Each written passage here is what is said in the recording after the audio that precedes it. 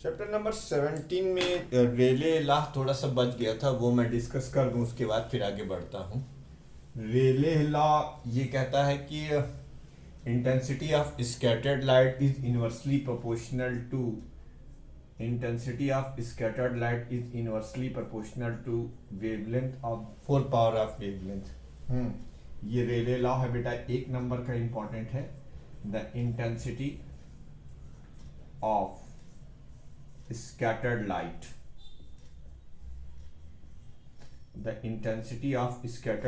is inversely proportional to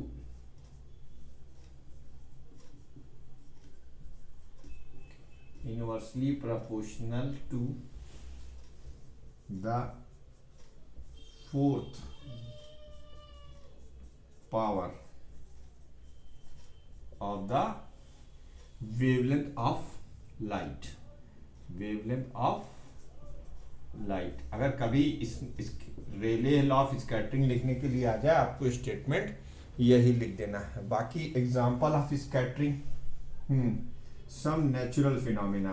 देखो ये एक नंबर में आ सकता है, कोई बहुत ज्यादा उम्मीद मत करना, जैसे 10th के एग्जाम में होता था। Some natural phenomena based on scattering, some natural phenomena based upon scattering. इसमें number 1, sun red appear at during sunset and at sunrise.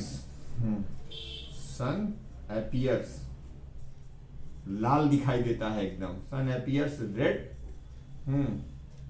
During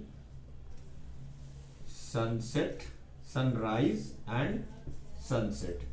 तो अगर कभी ये लिखने के लिए आ जाए कि इसमें कौन सा फिनोमिना इन्वॉल्व है, तो वो स्कैटरिंग क्या है? Absorption and re emission of light with the tiny particle of the atmosphere is known as scattering. उसे हम स्कैटरिंग कहते हैं, ठीक है। दूसरा इसमें एग्जांपल आ जाता है, sun appears red during sunrise and sunset, है ना। स्काई अपीयर्स ब्लू, या जो आप कहते हैं ना आसमानी नीला। तो वो नीला क्यों होता है? क्योंकि देखो सारे कलर स्कैटर्ड कर जाते हैं सिवाय इंडिगो या वायलेट कलर के, तो वो नीला आपको इसमें दिखाई देता है। तो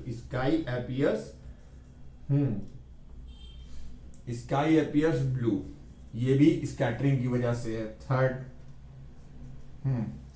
थर्ड जो है white colour of the cloud, white colour of cloud. और चौथा, आपको बहुत ताज्जुब होगा, ये जो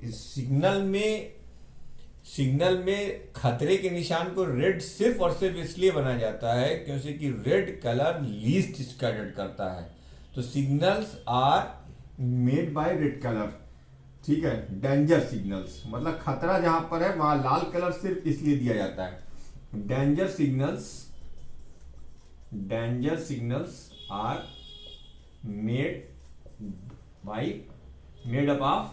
made up of red color। तो ये स्कैटरिंग के कुछ एग्जाम्पल हो गए।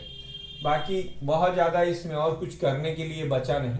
अब हम रे ऑप्टिक्स के सबसे इंपॉर्टेंट टॉपिक की ओर प्रोसीड करेंगे, जो डेरिवेशनल और न्यूमेरिकल दोनों पॉइंट ऑफ व्यू से बहुत इंपॉर्टेंट है। Chapter number 18 optical instrument. Video को पॉज कर इसको नोट कीजिए, आगे की कथा हम स्टार्ट कर रहे हैं। वीडियो को पॉज कर इसको नोट कर लीजिए। अब आगे की जो कहानी है वो ऑप्टिकल इंस्ट्रूमेंट की कहानी है। उसमें भी आपको 3 पढ़ने हैं। एक पढ़ना है आपको सिंपल माइक्रोस्कोप, एक पढ़ना है आपको कंपाउंड माइक्रोस्कोप, और एक पढ़ना है आपको टेरेस्ट्रियल टेलीस्कोप। ये 3 हमको पढ़ने हैं। तो पहला है आपका चैप्टर नंबर 18, हेडिंग डाल देता हूं, चैप्टर नंबर 18। चैप्टर का नाम है ऑप्टिकल इंस्ट्रूमेंट, ठीक। यानी वो इंस्ट्रूमेंट जिसमें लाइट और उससे रिलेटेड फिनोमिना इन्वॉल्व हो, उसके बिहाफ पर जो इंस्ट्रूमेंट बनाए जाएंगे वो ऑप्टिकल इंस्ट्रूमेंट्स कहलाएंगे। क्या कहलाएंगे? Optical instruments. इसमें जो सबसे पहले हमें सीखना है वो सीखना है विजुअल एंगल। क्या सीखना है बच्चों? Visual angle. The angle subtended by the object at the I. The angle subtended, the angle subtended by the object at the eye, by the object at the eye is known as visual angle।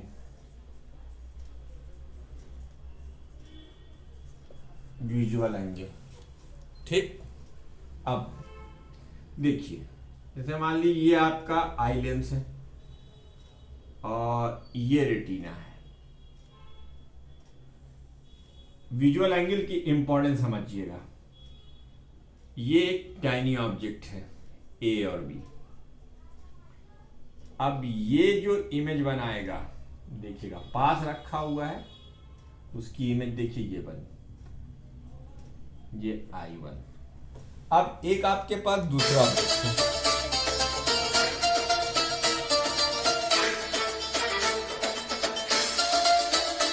एक आपके पास दूसरा object है, उसकी अगर आप image बना रहे हैं, देखिए ये और फार्दर है, ये और फार्दर रखा हुआ है, इसकी आपने इमेज बनाई,